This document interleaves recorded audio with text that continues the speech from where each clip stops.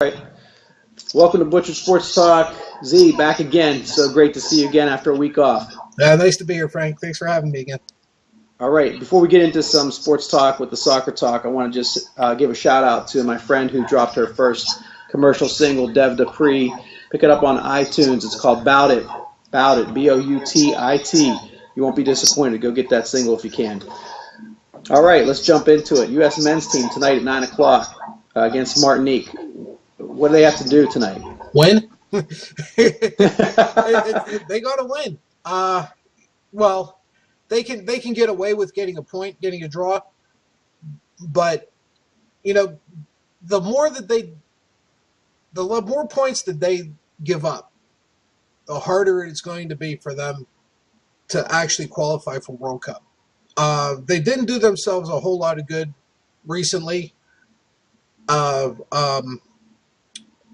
But the last couple games, with the exception of the last one, they look good and they started taking the points they should have. The point they got out of Mexico was huge. No one expected that, so it gave them a little bit of breathing room. But they looked awful their last game. I mean, they looked awful. There wasn't any reason for that game to end in a draw. Now, a lot of that is because, Bruce Arena's trying new things. He's got guys in a lineup that, let's face it, whenever they get out of the group stage aren't going to be on the side. So he's trying different things out. He's trying different combinations. I guess if you're going to look for a time to do it, this would be it, because they should get out of their group. But if they don't start putting balls in the net, it doesn't matter what their lineup is. They're going to be sitting home watching the World Cup. And it sounds a little dramatic, and it sounds like, I'm overreacting a little bit, because the way it's set up, there really is any reason for the U.S. and Mexico to never make a World Cup. But they keep leaving points on the table. Yeah, it's going to happen. Well, I mean, I thought they started to sense a little bit of urgency in the second half, particularly after about the 70th minute last game.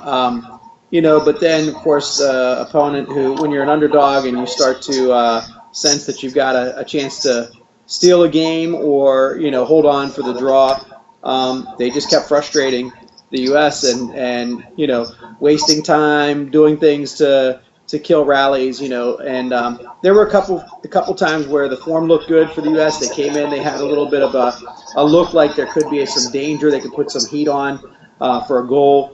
But those quickly faded. There wasn't really any sustain to a lot of their ball handling. Even from the 70th minute on, when I sensed a little bit of urgency and they were putting it together a little bit, they didn't have any sustained pressure that they put on. They were kind of like one time in, they had a shot across the goal mouth and it went wide. They had a shot that they tried to set up somebody on a header and it went too far. There really wasn't anything that did totally test the keeper, but it just felt like they were starting to build some pressure, and they just never could finish it off. No, and that seems to be the MO for this side. Basically for the last 18 months or so, right? They turn it on whenever they should turn it on, but they don't finish what they started. And I don't get where some of these guys are coming from. I mean, you got guys that have a lot of pace, that got a lot of speed, but they act like they shouldn't want to be there. Zardes played awful. Yeah. I mean, he was absolutely awful. This guy, he could have beat his man. Whoever was marking him, he could have beat him anytime he wanted to. And he acted like he'd rather be anywhere but on that pitch. Well, we'll see tonight. Hopefully there'll be a change in all of that. I mean, Kellen Acosta looked good at times. I'm looking for him to have a game, hopefully. But we'll see. And again, this isn't the roster that we're going to see come prime time, but still, people should want to show out when they get their opportunity. Yeah, and that's the I guess that's really the big thing. Why are you not, acting like this game is the World Cup final, right? I mean, this is your chance. You look at Omar Gonzalez, who's having a great run. Okay, he really is. He's a defender. He's 28 years old. The kid is just playing phenomenal soccer. He really is. He's taking an opportunity. He's making the best of it. And then it comes downhill. Yeah. It really does. There's not really anybody that's, Acosta's playing pretty good. Jordan Morris is doing okay, but it's just not there. That last game, there was no excuse for that. And now they have a Martinique side who they should obliterate. Yeah. And they're going to be playing against this side that's got nothing to lose. Right. And there's a lot of pressure on you now because you keep dropping points. It's not a good side. It's not a good situation to be in. That being said, this should be a 3-0 or 4-0 game. Yeah. Well, they talked a little bit before the Gold Cup started that they wanted to win for the Gold Cup. They wanted to win for all the right reasons. It's also a qualifier for the Confederations Cup, which just ended in Russia because the last qualifier from our group was Mexico. They went over. They made it to the quarterfinals, if I believe correctly, and then ended up losing. Germany ended up winning, of course. But this goes to the point that I think you're making. Germany sent a team over to this Confederations Cup final, which is kind of like you said, as we were just talking before we went on, the dry run for the World Cup in the host country. Right. They held it in Russia. We know that the World Cup in Russia is coming up in 2 years. This is Russia's opportunity to see if they've got their venues right, if they've got everything set up for running a big-time tournament. And by all indications, they did, by the way. Germany won this, but to your point that I was getting to, this is a squad that didn't send their best 11 out on the field. And they were just basically taking kids that are up-and-comers that want to make their splash. And they did take advantage of it. They looked great. They went out and played like world beaters, and that's what they did. They beat the world, right? Right. Well, the standing joke, right, is 22 guys chase one ball around for 90 minutes, and at the end of the game, the Germans win. Right. that's the joke. And there you go again. That's a side that just keeps reloading. Right. They just keep reloading. Italy was like that for the longest time back in the 80s. Spain was like that for a short amount of time. Brazil, constantly like that. Correct. Right. Yeah. I mean, Argentina, constantly like that. But Germany, somehow they found that magic mix. I don't know what it is, but boy, they got it down. And you were talking about the Euros, where they had kind of had an older side out on the pitch, well, in the tournament, and there was a lot of criticism about it was an older side. Germany doesn't have anything coming up. This showing their weakness or whatever it is, and so they go to Russia this year. They put a young, quote unquote, inexperienced side out there, and they win the whole thing. Yeah. So they beat the most experienced team in the finals. Yeah, and it was kind of a brutal match where Chile had the most experienced team in that tournament. Really kind of played rough.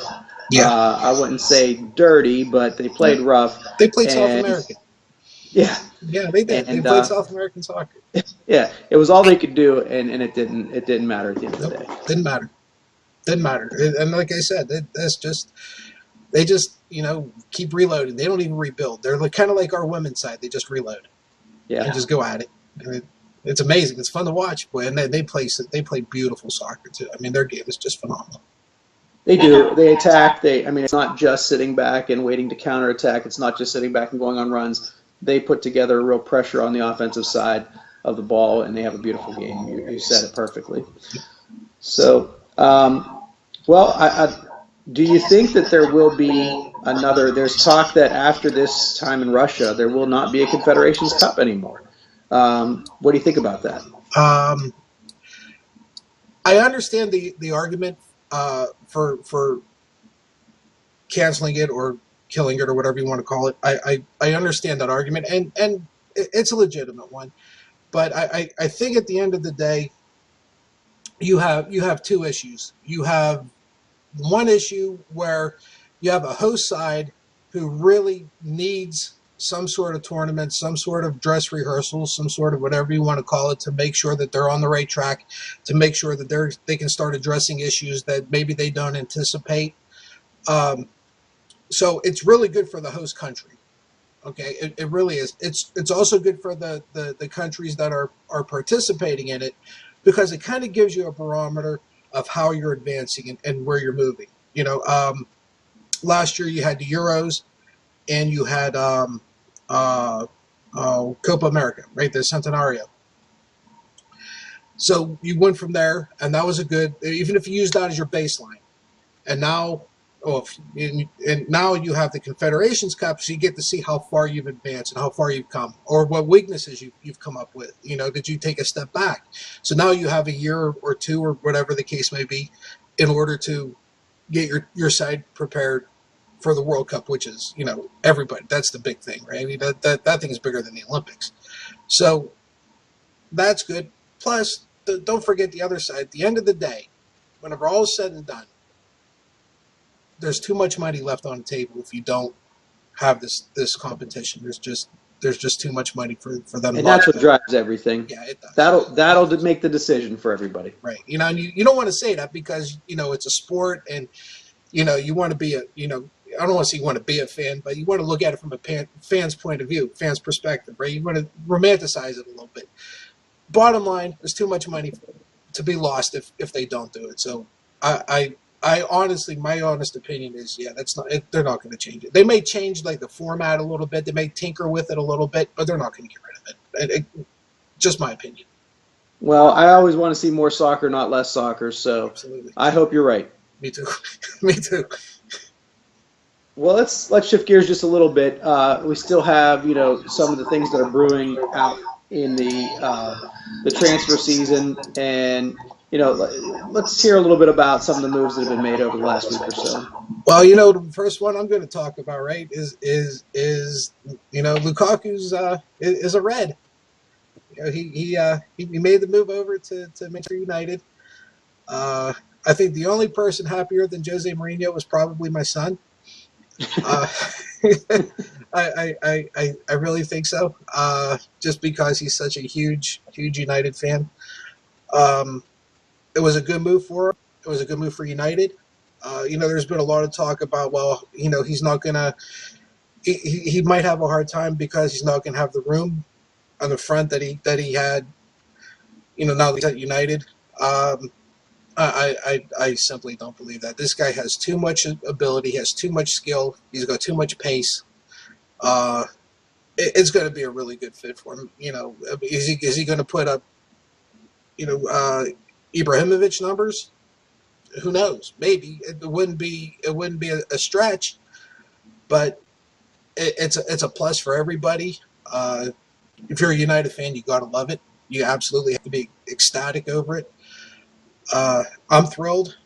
I think it was a great signing. I think it was a great move for everybody. A little expensive, but United's got more money than any side. They got more money than a lot of countries do. So, they freed up a lot with Rooney moving to Everton. That was a great move for Rooney.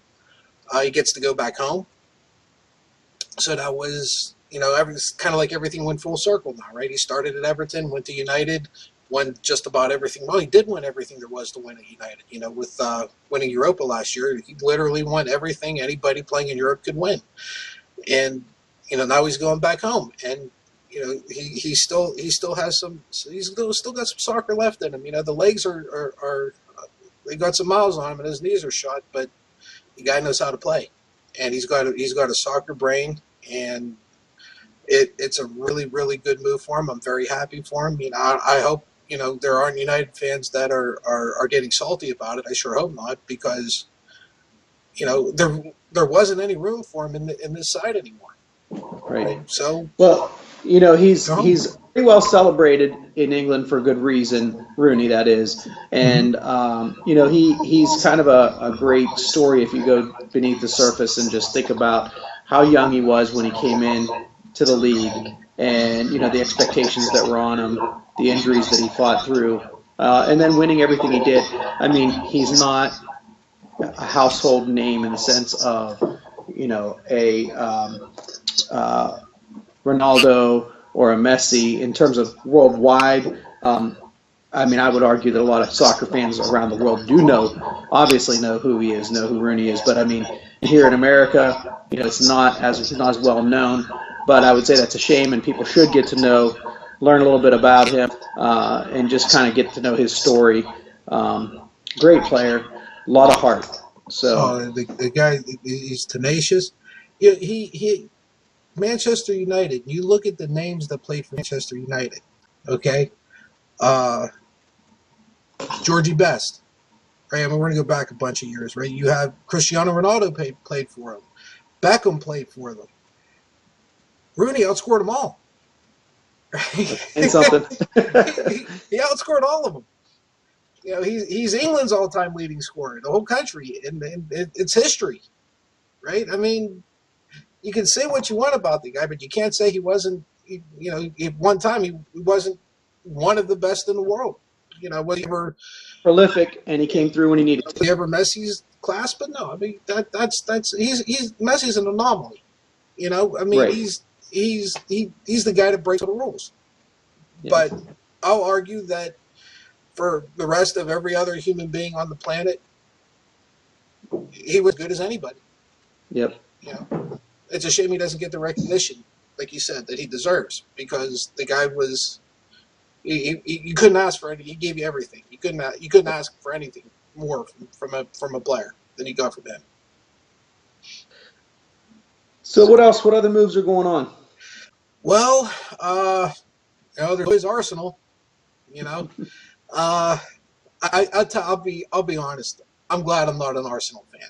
I'm glad I'm not an Arsenal supporter, because I would have ulcers.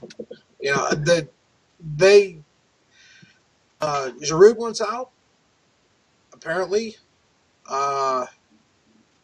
Cuadrado is rumored to go there. Who knows? I don't think it's going to happen, but for some reason they're saying he's going to move from Juventus. He's going to move from Juve over. I don't know. I don't see it happening. The Morata to Chelsea looks a lot more feasible than Cuadrado moving, but I just don't see it happening as much as I'd like to. There's rumors lately about Alexis Sanchez moving to City. I think that's just rumor. I don't think. Oh, speaking of City, Dani Alves signs with PSG. He leaves. For how long Dani Alves was going to City, right? I think we'd even talked that it's pretty much a done deal a couple weeks ago, right? I mean, he was on his way. Today he signs with PSG. So you never know. You never know what's going to happen. But his line, I think he said, if Pep feels hurt, I'd like to apologize. The same goes for City. However, I want to win a championship. Hey. Wow. Great. Wow. If that doesn't tell you a lot, I don't know what does. City's under a lot of pressure to start winning. I thought they had a good run. A little too late. They have a back line that is absolutely old. I mean, my God, Frank, they got to be as old as we are. All right, I'm exaggerating, but you know what I mean? They're ridiculously old. They were old 3 years ago whenever they needed to start getting players. And they were going after Alves, who is I want to say he's 33, 34, something like that. And he would have been older than what they had now. And their back line's old. So I didn't think it was a good move for him to begin with. And I didn't think it was a good move for City, especially whenever you consider how much time that Dani Alves usually misses. I can't remember the last full season he had. So, but still, to go that far and to let everything go as far as it did, only to turn around and sign with PSG, he left Juve on bad terms. Before that, he left Barca on bad terms. He had this thing with City, which was a little ridiculous. So I think City's probably better off without him. I really do. Well, I'll tell you what, it just shows you, though, how it's fun to follow these things and to follow the storylines and to think about, how these things affect teams and fans. And it reminds me of, recently here in the United States, in the basketball free agency signing period, not in the sense of an older player, but in the sense of breaking teams' hearts and fans' hearts. Gordon Hayward just recently left Utah and went to Boston, Right. and penned this, letter in the Players Journal, which everybody uses all around the world these days. There's this betrayal underlying all of that, and it's really just interesting, and it just reminds me of the saying that all around the world, same song. You know what I mean? Right. Yep. No matter where you go, we're all living that same drama, right? Absolutely. Absolutely. But you do kind of feel bad for them, though. I mean, believe me, I'm a United supporter. I don't mind seeing City get the short end of anything, but still, it doesn't sit right. You know what I'm saying? No. Nobody really likes somebody that's going to bad talk somebody else. Just go where you're going to go, play the game. That does all the talking. Yeah, and just be done with it. Just go play your game. And so, we'll see. But Pep's striking out a little bit. And that's going to be, it's going to be, I'm almost more curious to see how they do with, what time's left in the window than I am to see what United's going to do. And Barca still hasn't signed anybody. How are you Barcelona and you can't sign anybody? Yeah. How does that happen? I mean, Januzaj left United and went to Sevilla, I believe. How are mid-table clubs signing players? Or Januzaj is not exactly going to set the world on fire, but I'm sorry, Real Sociedad. He went to Sociedad. I apologize. The point is, he didn't go to Barcelona, and there's not any big signings in Barcelona. Yeah, so. Nobody's grabbing me. I mean, come on. Or even really role players that are of any note. They need a center, anybody to give Iniesta even 10 minutes, right? Because they can't do that, and they need a left back like, we need air. Yeah, and they can't, because they haven't had any since Alves left. Right, and they can't sign anybody. And you're Barcelona. That's ridiculous. Well, they still have time, but the signs are not good. So I'm excited to sit down in front of the TV with a cold beverage and watch tonight's game. Me too. Any final thoughts before we get to that? You know what? The U.S. needs to bounce back. I'm confident they will, not because of the discrepancy in talent between the U.S. and Martinique. It just I have a lot of confidence in Bruce Arena able to get good quality minutes and quality production out of players. So if they a good showing, and they're right back up on the front foot, and they got a game Saturday. I think I would know that because I'm going. It's in Cleveland. I can't remember who they're playing. Is it Jamaica? It might be Jamaica. It might be. But we're going to that one. I can't wait to go to that one. Yeah, I'm jealous. Yeah, it's gonna be fun. Snap a few shots and post them up on Instagram. You know what? I will. I absolutely will. All right.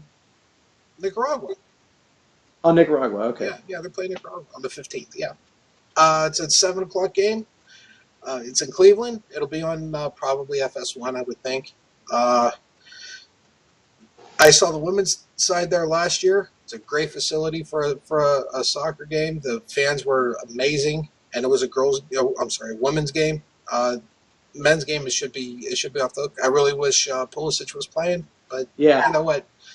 You're still going to see a good side. You're still going to see a good game. So. And Nicaragua lost to Martinique, didn't they? Didn't they lose the first game? Yeah. So they're going to be hungry for a win.